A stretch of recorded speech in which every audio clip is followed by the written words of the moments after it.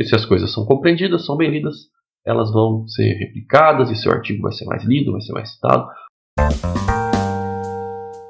Tudo bem, pessoal? Bom ter vocês de volta aqui no canal do Spanlab. Eu sou o professor Carlos Grombo e hoje eu quero falar rapidinho com vocês sobre gráficos, mais principalmente aqueles gráficos de pizza ou de torta, né? Os americanos gostam de chamar de pie chart. A gente acha que fala mais pizza, né? Eu devo ter mencionado já alguma vez aqui, tem aquele vídeo sobre figuras e tal, acho que eu já mencionei um pouco sobre o cuidado que a gente tem que ter com os gráficos, mas eu acho que esse negócio do gráfico de pizza ele é interessante e vale a pena um videozinho curto, porque ele é um gráfico complicado, ele é um gráfico que muita gente usa, muita gente abusa e de repente ele não é a sua melhor opção para mostrar os dados que você tem, né? Os dados que você precisa mostrar, porque às vezes ele não te dá a visão ideal da proporção das coisas, o povo faz muita coisa errada. Então eu vou mostrar aqui rapidinho para vocês. Eu vou começar relembrando aqui uma coisa que eu já mostrei para vocês, que é de uma empresa chamada Dark Horse Analytics, que eles fazem, né, ciência de dados e tal, e eles têm uns posts interessantes no blog deles sobre essa questão dos gráficos. Isso não é invenção deles, isso vem lá de trás, de um cara chamado Edward Tufte, e eles falam bastante um pouco disso daí, né, essa questão de você diminuir ali a razão entre dados e tinta, então menos tinta e mais dados nos seus gráficos para mostrar e dar mais ênfase àquelas coisas e não às firulas em volta do gráfico. Então esse aqui uma apresentação que eles têm geral, né? E ele fala mais, ele usa como exemplo um gráfico de barra, mas é legal para a gente começar a discutir isso daí. Então você começa com um gráfico cheio de coisa, cheio de firula, de fundo, de letras em negrito e tal, e eles vão limpando isso daí, vocês vão ver como o gráfico fica mais legal. Então a gente começa tirando o fundo, né? Tira a cor, tira label a mais, então você tem escrito aqui embaixo e aqui do lado na legenda, então você tira isso, vai dando uma limpada, ó, tira as bordas, borda é um negócio que vira e mexe aparece, né, quando a gente recebe artigo na revista, vira e mexe bem com borda, a gente pede para tirar, porque não fica legal, não põe a borda em volta das suas figuras nos seus artigos, ajuda bastante, e aí vai tirando, ó, tira a borda, tira as cores, né, que ele está aqui dando ênfase ao bacon na história aqui. Então ele vai tirar a cor do resto e deixar só o bacon colorido. Vai tirar também esses efeitinhos de 3D aqui, que não serve para absolutamente nada. Então tira os efeitos especiais, já está mais bonito. Tira a sombra, e aí começa a dar uma limpada também na letra. Tira o negrito, deixa as coisas mais suaves, aquele preto forte ali põe no cinzinha. As linhas também vai dando uma afinada, pode fazer isso com o eixo do gráfico.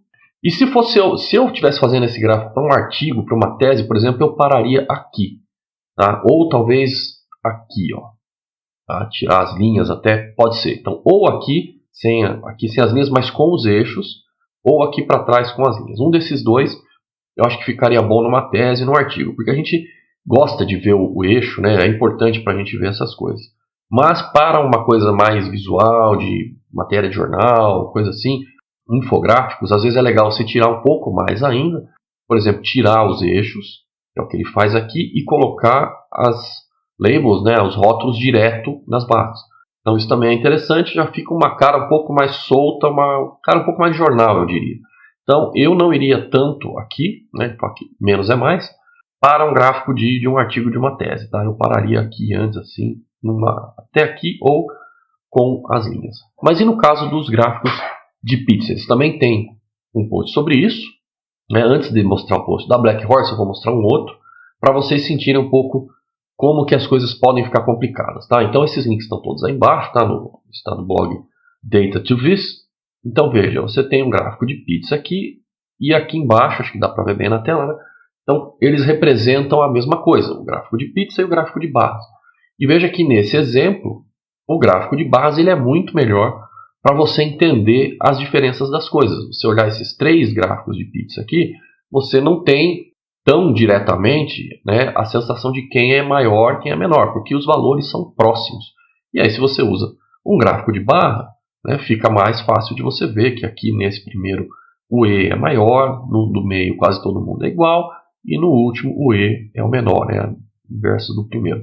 E aí você vai encontrar, se você procurar na internet, você vai encontrar muitos exemplos disso, mostrando que um gráfico de barra é sempre melhor que um gráfico do tipo pizza. O pessoal do Dark Horse fala a mesma coisa, então eles têm a mesma apresentação aqui para melhorar um gráfico do tipo pizza. Então vamos ver como é que eles fazem. Olha, começa igual o outro, tira o fundo, tira ali, tira a borda da pizza também, tira a legenda que está redundante, então tira ali os quadradinhos da cor, tira o 3D, que nunca serve para nada, vai achatando aqui a pizza, tira as letras em negrito, tira as cores, porque ele vai dar ênfase ao bacon de novo, né? Igual aquele mesmo exemplo lá do gráfico de barras inicial. E agora ele começa a fazer um pouco mais. Ele tira as fatias da pizza e engrossa as linhas. E aí ele faz um gráfico de barra, né? Então, dá uma ênfase no bacon e pronto. Então, esse seria o gráfico de pizza melhorado, que virou um gráfico de barras, né? E aí, como eu disse, vocês vão encontrar vários trabalhos, posts, muita gente que fala de visualização de dados, falando exatamente isso, né? Que você tem que trocar o gráfico de pizza pelo gráfico de barra sempre. Mas vamos ver o outro lado da questão também, né? Não vamos ser só de um lado. Tem situações em que o gráfico de pizza ele pode ser bem interessante, né? Então tem esse outro post aqui.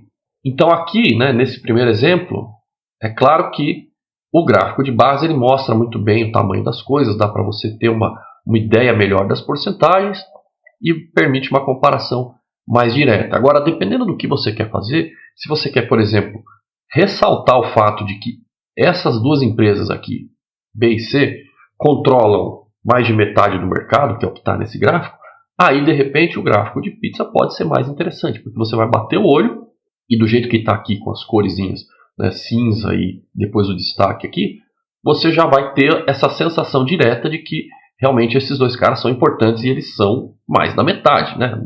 65% você não vai chegar lá, mas mais da metade, que talvez não seja tão fácil de ver com esse gráfico de barras aqui. Então nessa outra situação aqui, alguma pesquisa de alguma universidade aí, mostrando que as mulheres vão mais nas aulas de dia e os homens vão mais nas aulas da tarde, acho que de manhã e tarde, né? Então tá ali, então as mulheres em vermelho, os homens em azul, classes da manhã menos homem, mais mulher, classes da tarde vai aumentando a proporção de homem, classes mais tarde e noite, mais homem do que mulher, né? O que isso quer dizer, o porquê demográfico ali do pessoal, eu não sei. Mas o que esse pessoal desse blog aqui está dizendo é que, nesse caso aqui, o gráfico de pizza mostra melhor essa proporção do que o gráfico de barra. Que o gráfico de barra, os valores são um pouco próximos e você não vê tão bem a variação das coisas, né? Até dá para ver, mas talvez o gráfico de pizza seja mais ilustrativo mesmo. Uma outra opção seria fazer um gráfico de linha, conectando os pontos, né? Mas também há que se pensar nesse caso, porque quando você faz um gráfico de linha, você meio que implica que tem uma transição entre os valores e não é bem o que está sendo mostrado aqui. Um outro ponto é psicológico, porque aparentemente existem pesquisas aí da psicologia que mostram que a gente gosta de coisas com ângulos mais suaves e não tão agudos, né? Então a gente tem uma sensação mais positiva de ângulos arredondados. Então o gráfico de pizza também seria interessante, porque ele traz essa carinha redondinha e seria mais legal das pessoas verem. E ele continua falando um pouco que tem algumas coisas, né, que são facilmente vistas. Então aqui, ó, nesse mapa, você bate o olho e você consegue ver a proporção de residentes afro-americanos distribuídos nos Estados Unidos melhor do que você veria num gráfico de barra. Se você tivesse que colocar barrinhas ali, você fica difícil de ver onde é o 100% tal, e aqui de cara você já sabe onde tem mais ou menos, né, daquilo que você está mostrando. Então ele tem um pouquinho, fala um pouco aqui quando que você tem que usar. Então, segundo esses caras aqui, você deveria usar o gráfico de pizza quando você quer apelar para o emocional da sua audiência, quando você quer comunicar rapidamente essa questão de relação entre o inteiro e a parte que você está mostrando, que é o caso ali do mapa lá, né? E quando você tem valores aproximados, né, que podem ser legais de você ter essa discussão, que é o caso dos gráficos lá das aulas, né, que os valores aqui são um pouco aproximados e é mais interessante você fazer esse tipo de apresentação. Tudo bem, gente? Então é uma coisa que eu acho que é interessante a gente sempre discutir, como que fazer as figuras para os nossos artigos, para as nossas teses, e eu vejo muita gente usando gráfico desse tipo assim de pizza, mas às vezes abusando deles, né? Aliás, inclusive nesse Nesse exemplo aí das meninas lá das aulas, deixa eu voltar aqui. Nesse exemplo tem uma coisa interessante, porque sempre que eu li sobre gráfico de pizza, me falava que a fatia maior tinha que estar como se fosse no sentido horário. Então a fatia maior começava no meio-dia e girava em sentido horário, que seria justamente o inverso do que está aqui, né? Esse último estaria correto, porque a fatia maior está aqui, começa no meio-dia e gira em sentido horário a fatia maior, e você vem diminuindo elas em sentido horário.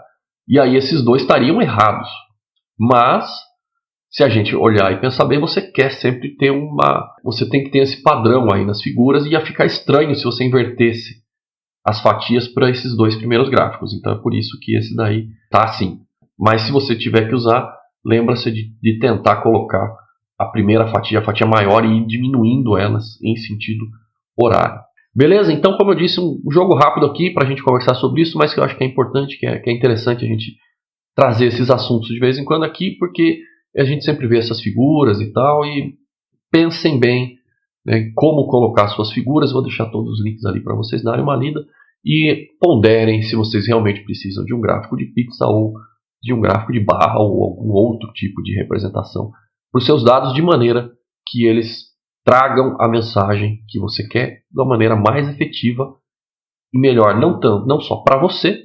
Lembrando, você conhece seus dados, você conhece o trabalho que você fez, você sabe o que tem ali, mas um leitor, uma leitora nem sempre vai saber de cara o que você está dizendo. Então você tem que facilitar a vida de quem vai ler, seja sua tese, seja seu artigo, seja o que for, né? Facilite a vida de quem vai ler para aumentar a compreensão, né? Facilitar a compreensão desses dados por essas pessoas. E se as coisas são compreendidas, são bem lidas, elas vão ser replicadas e seu artigo vai ser mais lido, vai ser mais citado, sua divulgação da sua pesquisa vai ser mais bem compreendida pela população. Legal? Então é isso.